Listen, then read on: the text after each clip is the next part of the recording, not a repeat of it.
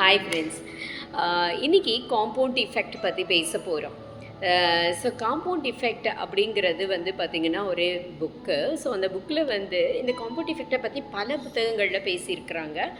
ஆனாலும் இந்த compound effect படித்ததுக்கப்புறம் நான் ரொம்ப இம்ப்ரெஸ் ஆகிட்டேன். என்ன விஷயம் அப்படின்னு சொன்னால், எந்த ஒரு விஷயத்தையும் தொடர்ந்து ஒரே நேரத்தில், அதாவது இன்றைக்கி 6 மணிக்கு நீங்கள் எந்திக்கிறீங்கன்னா நாளைக்கும் 6 மணிக்கு, நாளைக்கும் 6 மணிக்கு, இதுமாதிரி 21 டேஸ் வந்து நீங்கள் பழகுனீங்கன்னா அந்த பழக்கம் உங்களுக்கு ஒரு பெரிய மல்டிபிள் ரிசல்ட்டை வந்து உங்களுக்கு கொடுக்கும் அப்படிங்கிறது தான் காம்பவுண்ட் எஃபெக்ட். ஸோ இதுக்கு வந்து பார்த்திங்க அப்படின்னு சொன்னால் ஒரு சின்ன டெஸ்ட் பண்ணி பார்த்துருக்குறாங்க.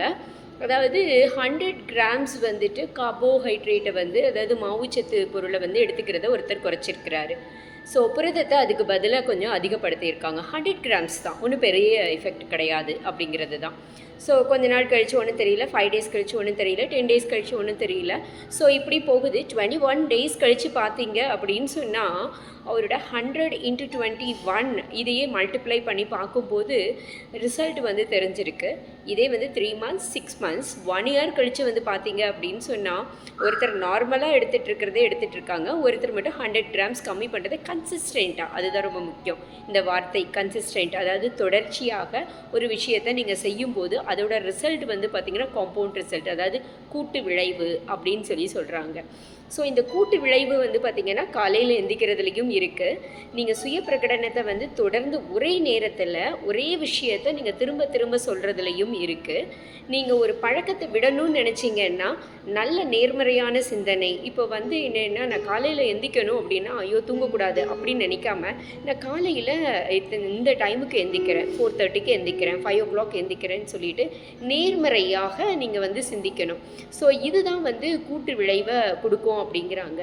இந்த கன்சிஸ்டண்ட்டாக எந்த ஒரு விஷயத்தையும் நம்ம செய்ய ஆரம்பிச்சோன்னா, அது படிக்கிறதாக இருக்கலாம். எக்ஸாம்ஸுக்கு ரொம்ப பேர் படிக்கிறவங்க, நான் எப்பவும் படிக்கிறேன் ஆனால் ரிசல்ட்டே இல்லை, என்னால் நான் எத்தனையோ எக்ஸாம்ஸ் எழுதிட்டேன் ஆனால் எனக்கு வந்து முயற்சிக்கு வந்து எந்தவித பலனும் கிடைக்கல, ஐயோ வர்ஸ்ட், இந்த எக்ஸாம் சிஸ்டம் வர்ஸ்ட், இந்த டிஎன்பிஎஸ்சி வர்ஸ்ட், இப்படிலாம் சொல்கிறது கேள்விப்பட்டிருக்கோம். பட் அதுக்கு ரீசன் என்ன நீங்கள் பார்த்தீங்கன்னா, நீங்கள் உங்களையே ஆய்வு பண்ணி பார்த்தீங்க அப்படின்னு சொன்னால், கடந்த ஒரு 6 மாதத்தில் நீங்கள் எப்பெல்லாம் படிச்சிங்கன்னா உங்களால் கட்டாய ஞாபகத்துக்கு கொண்டு வரவே முடியாது. ஏன்னா எபிசோட, அதாவது இன்றைக்கி 6 மணிக்கு நாளைக்கு 7 மணிக்கு ஒரு 2 நாள் படிக்க மாட்டீங்க, 3ஆவது நாள் வந்துட்டு திரும்ப ஒரு 10 மணிக்கு உட்காருவீங்க, ஒரு 1/2 hour உட்காருவீங்க, திரும்ப ஒரு 45 minutes உட்காருவீங்க. ஸோ பார்த்தீங்கன்னா அந்த கன்சிஸ்டன்சிங்கிறது வந்து இருக்காது. ஸோ எப்போ கன்சிஸ்டன்சி இருக்கோ அதோட ரிசல்ட் வந்துட்டு காம்பவுண்ட் ரிசல்ட், மல்டிபிள் ரிசல்ட்டாக இருக்கும். ஸோ இனிமேல் எந்த விஷயத்தையும் நம்ம கன்சிஸ்டண்ட்டாக ட்ரை பண்ணி பார்க்கலாம். நீங்கள் ஏதாவது ஒரு பழக்கத்தை விடணுன்னாலும் கன்சிஸ்டண்ட்டாக ட்ரை பண்ணி பாருங்கள்.